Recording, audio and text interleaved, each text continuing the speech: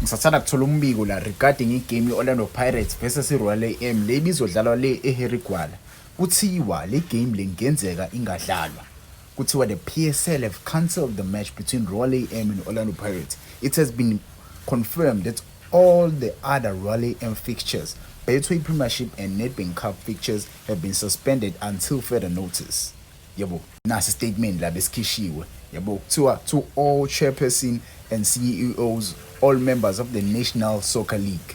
Bathi la on 9 January, Royal AM FC informed the league that it could not meet the commitments in respect of its match against Chipo United FC on July 11 January due to difficulties arising from the appointment of a curator.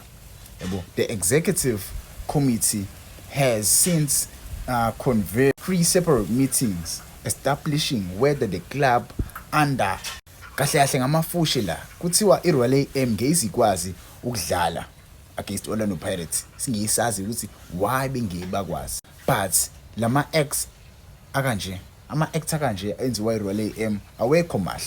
Yabo, akulethi isithombe esihle lento enziwa i-Royal AM kwi-Betway Premiership. I-Betway Premiership kumele ibe professional. Lento abayenzayo ayikho professional. Lokho kuyakutshela ukuthi ziningi inkinga ezikhona lapha kuthi Mamkhize noAndile Mpesane. Yabo, kusathanda kuphuma indaba ezithi le club le Bloemfontein City League ngenzeka ibuye izodlala ku-Betway Premiership. Mina ngikhumbula kahle i-Royal AM yona club yathenga i-Bloemfontein Celtic ngo-50 million. Yabo, mebesho imali ekwathengwa ngazo. So mekwenzeka kanje ngokwathiwa izobuya i-Celtic, ngesazi mhlawumbe ibona bazothenga i-Royal AM, but nayi inkinga la izoba khona. Imifuna ukuthenga i-Bloemfontein Celtic ithenga i-Royal AM izoba nenkinga ngoba zonke izikweleti i-Royal AM enazo kumele lezo izikweleti ikhokhe yona. I-Bloemfontein Celtic kumele izithathe zonke izikweleti i-Royal AM enazo kumele izithathwe i-Bloemfontein Celtic.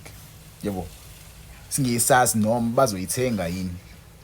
Yabo, khona ade bengitshela nje bethi ngenzeka imagisi idayiswe ithengwe yona i-status sayo sithenga i-Bloemfontein Celtic. Singisazi, but eyiphuma manje kuthiwa igame ye-Orlando Pirates nale club le i-Royal AM ngeke izibe khona.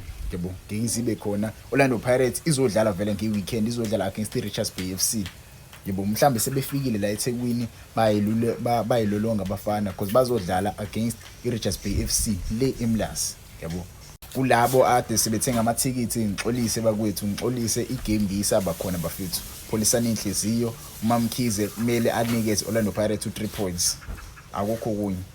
Mekunje akukho kunye, 3 points kumele uye ku-Orlando Pirates. Or kanjani bafethu? Ngangitshela lapha kuma comments, ngakhohlwa ukungifollowisha ka Facebook nguVane Sports ngiyatholakala.